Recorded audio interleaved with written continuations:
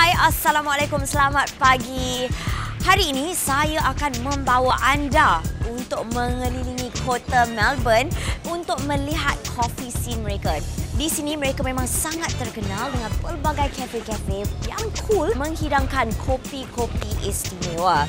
Dan sekarang ini saya berada di salah satu kafe yang sangat terkenal, Saint Ali Family, yang terletak di tengah-tengah kota Melbourne. Dan saya akan berjumpa dengan salah seorang yang sangat terkenal dalam coffee scene di sini, iaitu World Champion Barista Pear. Tunggu apa lagi? Jom kita pergi jumpa dia.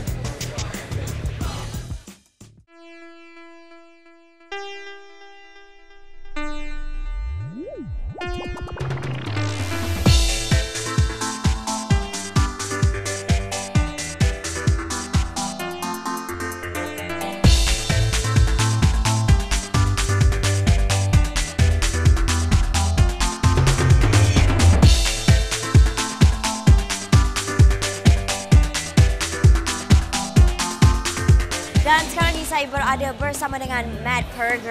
Dia memang sangat terkenal di sini kerana skillsnya membuat kopi. Jadi, let's have a little chat with him. Hi, how are you? Hi, I'm great. How are you, Anis? I'm good. Thank you for having me. My pleasure. Oh, I love this place.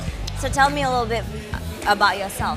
Well, I'm a barista and a coffee roaster, but I've sort of been moving through the ranks of the business, I guess, and moving up. This isn't necessarily my cafe, but I'm heavily involved in everything to do with coffee that you don't see. So all the stuff that happens before the customer drinks the coffee, buying it, roasting it, quality control, how we brew it, quality, all that kind of stuff. So everything you don't see. So you do this with a few cafes or just this particular? Yeah, we have about 6 cafes with different names and different brands around Australia. There's one on Bondi Beach in Sydney and a couple around the city in Melbourne. Oh, that's awesome. I also heard that you won the World Champion Barista. Yes, not barista, but coffee brewing. So I won the not espresso category. There's 2 main kinds of coffee brewing. You have espresso, which is pressurized. It's quite quick, about 30 seconds or so, and that creates a very concentrated, syrupy, strong coffee. And then the other side of the equation is filter or drip coffee. Anything where there's no pressure or minimal pressure is the rest of the category. Wow, that's so cool. And is that harder to make compared to the espresso? Coffee is just hard to make in general. It's really cool. And which year did you win? That was 2012. What would you recommend for me? So we always have a few different kinds of coffees, and the main theme about the coffee that we serve is that it's fresh. So just like any fresh produce or food or fruit or vegetable, it needs to be fresh for it to taste good. So at the moment we have some Costa Rican coffees. We've just received them very, very fresh. And some Brazilian and Colombian coffees as well, because they've just finished their seasons. Once you've roasted the coffee, the shelf life is usually a month to 2 months. But if it's unroasted, so the raw product, that can be up to a year. Okay, what would you recommend? I reckon the Costa Rican today. Okay, why is that? It's one of my favorite coffees. We've been buying coffee from them for 3 years now. And this particular lot of coffee is pretty special because they were attacked by their farm was attacked by a disease called leaf rust, which can decimate coffee farms. And this year we bought the coffee that they had left, that they actually did produce, but we paid a massive premium for it to help them sort of stay afloat. So this is kind of, I wouldn't say it's a charity coffee, but it's a very, very high quality coffee, and we're really happy to be able to support the farmers with it as well. Baiklah, Matt telah terangkan beberapa jenis kopi yang mereka ada dan beberapa negara yang mereka mendapatkan beans mereka, dan ianya memang sangat-sangat istimewa. Jadi jika anda ingin mencuba the real deal, you have to come here and try it for yourself. Okay, so can I try some coffee now? Absolutely, yeah. I might make you that Costa Rican coffee we talked about, except not as espresso. I'll be making it as a filter coffee. Awesome, I feel like having black now. Okay, great. Less milk. It's a hot day. Let's take a seat and I'll bring it out. Okay, cool.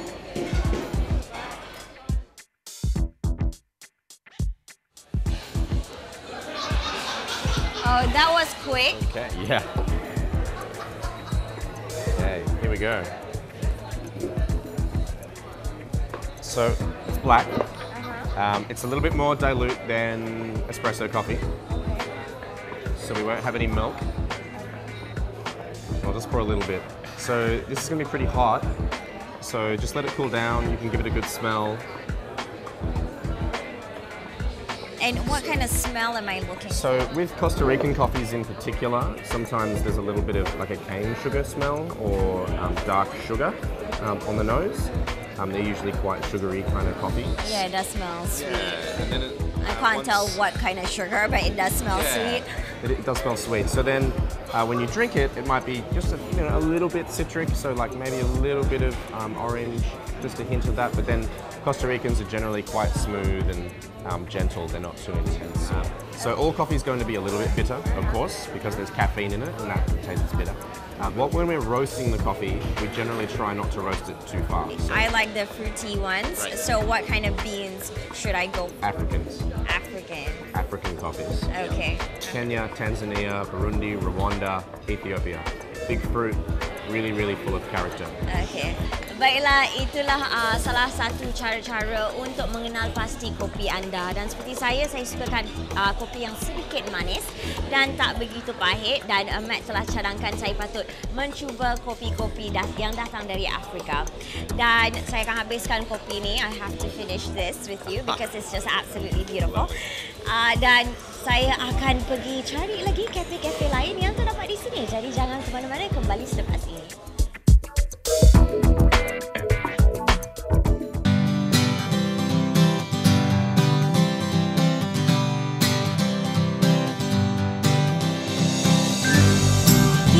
Berada di garden ataupun tempat tanaman di Kum the Melba Estate. Di sini sebenarnya adalah satu tempat penginapan yang telah ditukarkan kepada restoran, dan pengunjung yang datang juga boleh datang bukan sahaja untuk makan tetapi juga untuk beriadah dan pusing keliling melihat tanaman-tanaman, sayur-sayuran, buah-buahan dan juga bunga-bunga. Memang sangat menarik. Tanpa membuang masa, saya akan menyediakan resepi saya, dan resepi yang saya akan kongsikan kepada anda, saya mendapat inspirasi dari garden ini sendiri.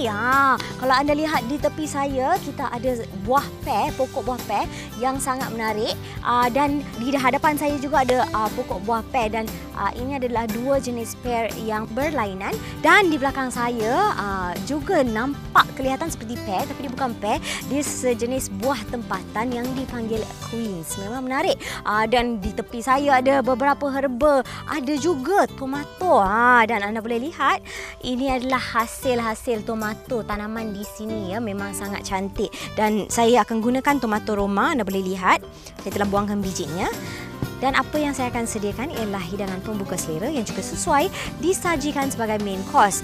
Waktu kita nak diet lah, macam waktu saya nak diet, saya akan makan hidangan ni lah, iaitu grilled chicken pear salad. Memang sangat menarik resepi ini, dan di sini saya ada ayam bahagian dada masih lagi berkulit, dan saya akan grillkan di atas kuali lepir ya. Dan di sini saya telah letakkan sedikit minyak zaitun, extra virgin olive oil dalam ayam saya. Saya akan campurkan sedikit garam laut, garam asli. Sedikit lada hitam kasar. Love my black pepper. Di sini saya ada jintan manis, serbuk jintan manis ataupun jintan manis yang telah dikisar untuk memberi sedikit rasa rempah pada ayam kita. Dan saya juga ada jintan putih juga untuk menambahkan rasa pada ayam kita. Masukkan sedikit minyak di dalam kuali lepir. Masukkan sedikit serbuk cili untuk menambahkan lagi rasa pada ayam kita. Itu dia. Okey, saya akan letakkan sedikit lagi minyak. Saya boleh sapukan rempah ratus ni serata ya pada semua bahagian, sebab kita tak nak bahagian kulit sahaja yang dapat lebih kan. Pastikan minyak betul-betul panas, pan kita betul-betul panas sebelum kita grillkan ayam ini. Dan minyak telah pun panas, saya akan masukkan ayam saya.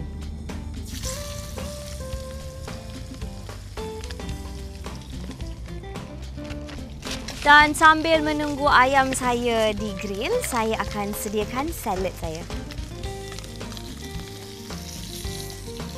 Baiklah, sambil saya menunggu ayam saya siap di-grill, saya akan sediakan salad saya. Saya gunakan mix salad.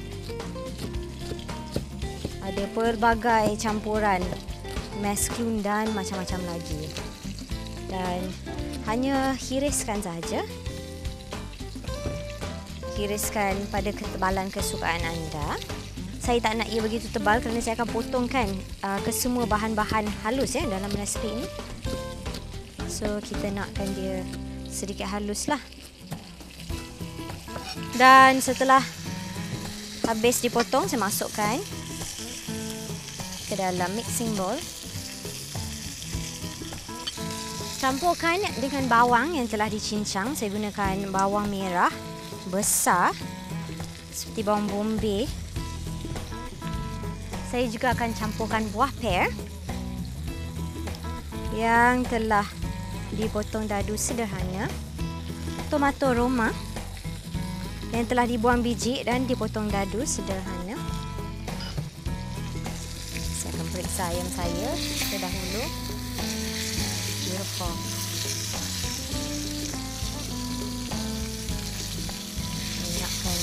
Hampir masak. Tuangkan minyak zaitun ke dalam adunan salad saya.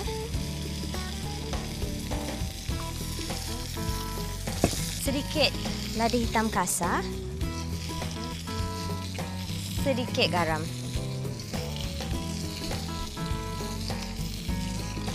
Dan gaulkan sehingga rata. Salad saya tak menggunakan dressing yang lain sebab saya nakkan jus dari pear tersebut dan juga bawang dan macam-macam lagi. Jadi kita pun tak nak pelbagai jenis rasa sebab kita telah menggunakan bahan-bahan yang segar. Sedikit lagi. Ayam saya hampir pun siap. Dan saya akan matikan api dan restkan ia selama 10 minit sebelum kita menghidangkannya. Baiklah, ayam saya telah masak dan saya telah potongkan dadu kecil dan saya akan campurkan bersama salad saya. Pastikan ayam telah pun berada pada suhu bilik, jadi tidak panas supaya ia tidak melayukan salad kita. Dan di sini saya ada keju blue cheese tetapi diperbuat daripada susu kambing, so goat cheese. Dan saya akan gunakan keju ini. Ini adalah keju tempatan. Oh, tu dia, anda boleh lihat betapa cantiknya. Saya ada satu ring di sini. Dan saya juga akan seperti bahan-bahan lain, chopkan dia dengan besar. Sedikit cair kerana dia diletakkan di bawah matahari. Dan kita masukkan. Tidak begitu banyak kerana saya tak nak rasa dia yang kuat overpowerkan saya punya salad Dan ini hanyalah sekadar untuk komplimenkan sahaja. There you go. Dan kita toskan salad kita. Dan kita boleh hidangnya serta-merta. Jangan lupa untuk mencuba resepi yang lazat dan juga sihat ini dan dapatkan resepi-resepi kami di laman Facebook Selera, Selera TV3. Dan ada satu lagi resepi istimewa. Jadi jangan ke mana-mana, kembali selepas ini.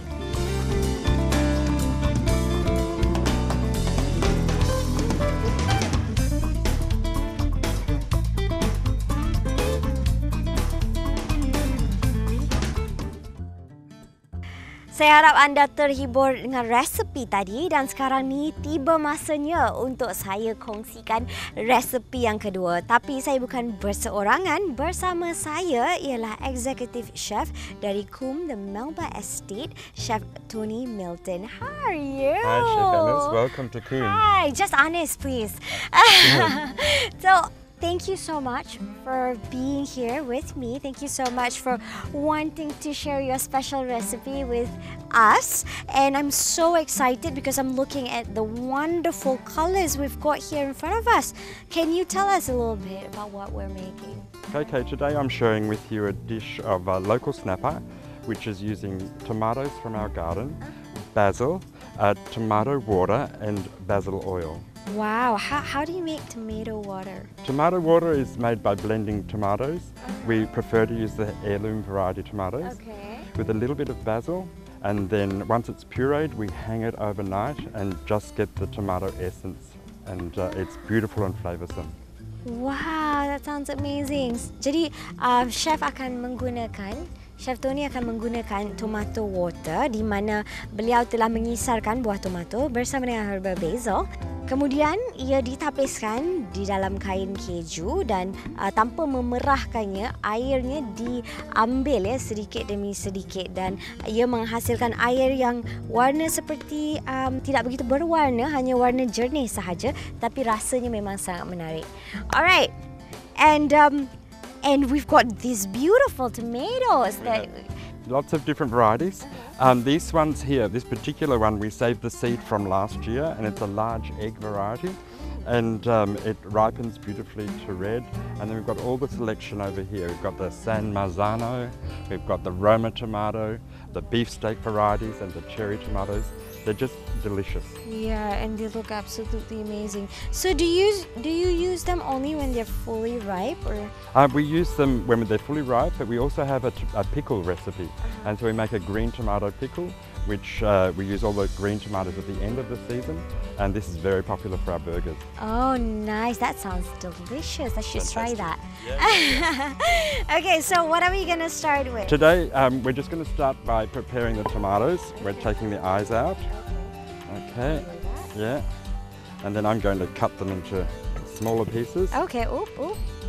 Can you tell me a little bit more about this place? Can you share with us a little bit more about this place? Well, Coombe the Melba Estate is the residence, or was the residence, of Dame Nellie Melba, a world famous opera singer. And her family still own the property, and they built this restaurant out of on the motor house site and the stables. And what they've done is made the restaurant so that people can appreciate the history of Dame Nellie Melba. Oh, that's nice. Yes. And so it's a fantastic experience with beautiful gardens and with the vegetable garden and all these things. Okay, are we done with the tomatoes? We're done with the tomatoes. Okay. And now we're going to start sealing off snapper. Okay. Okay. So we're going to season it with sea salt and then fresh ground black pepper. Then we're going to heat up the pan until it's nice and hot. Okay, we want the skin to be seared and crispy on one side. What we're going to do is add some caper berries. Okay. So a few caper berries that have been pickled with the tomatoes. Okay. And then some basil that we picked earlier from the garden. And we picked that through. Apple basil. Yeah. And by tearing it up, we release all the flavours. Good. We're going to season our tomato salad as well. So our pan is hot.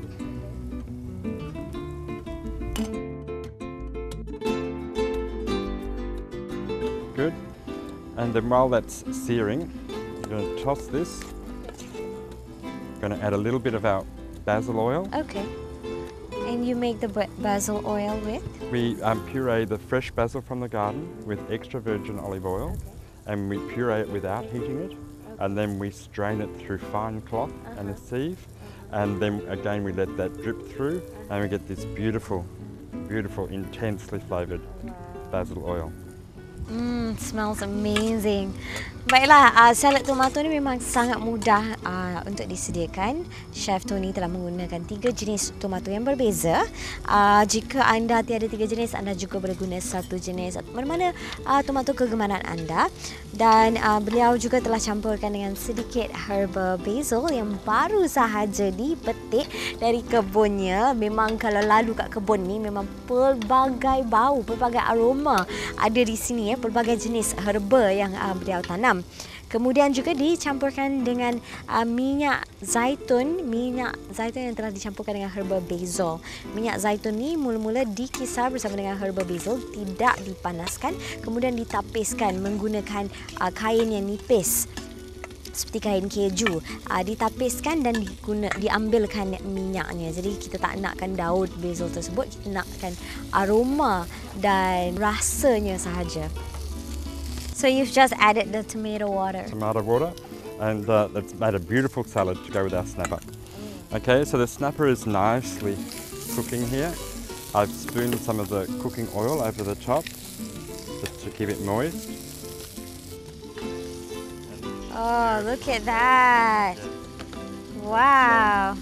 Jadi anda boleh gunakan ikan snapper kalau tidak boleh dijumpai di Malaysia. Anda juga boleh gunakan ikan merah kerana ikan merah adalah sejenis ikan snapper. Ataupun kalau anda nak cuba variasikan, anda juga boleh gunakan ikan kerapu dan ikan siakap. We're going to put some of the tomatoes with the tomato water, basil oil, basil and caper berries. Ya, chef juga telah menambahkan caper berries dalam salad ni yang telah dijerukkan. It looks absolutely beautiful. Macam yang ramai yang kata kalau kita nak hidangkan makanan, ia haruslah menarik pada pandangan mata dahulu dan anda boleh lihat salad tomato ni pelbagai jenis warna yang terdapat di sini. Dan bukan saja warna, setiap tomato juga mempunyai rasa yang berbeza. Jadi anda boleh bayangkan betapa sedapnya campur pula dengan tomato water tadi. We place it on top of the salad and there you are. Oh wow, I can't wait to try this. Thank you so much for sharing with us this wonderful recipe. Dan kalau anda berada di Australia dan anda inginkan getaway yang menarik dan menenangkan, anda bolehlah kunjungi ke The Melba Estate dan menikmati hidangan yang saya akan menikmati sendiri ni. Baiklah, saya ingin mengucapkan ribuan terima kasih kepada anda kerana sudi bersama kami selama setengah jam. Dan tak lupa juga ribuan terima kasih kepada Tourism Australia kerana sudi bekerjasama dengan kami. Pastikan anda dapatkan kesemua resipi-resipi Selera di laman Facebook kami, Selera TV3. Dan anda juga boleh saksikan episod ini dan episod-episod yang lepas di www.tonton.com.my. Teruskan berkomunikasi dengan kami dengan follow kami di Instagram. Jumpa lagi pada minggu hadapan.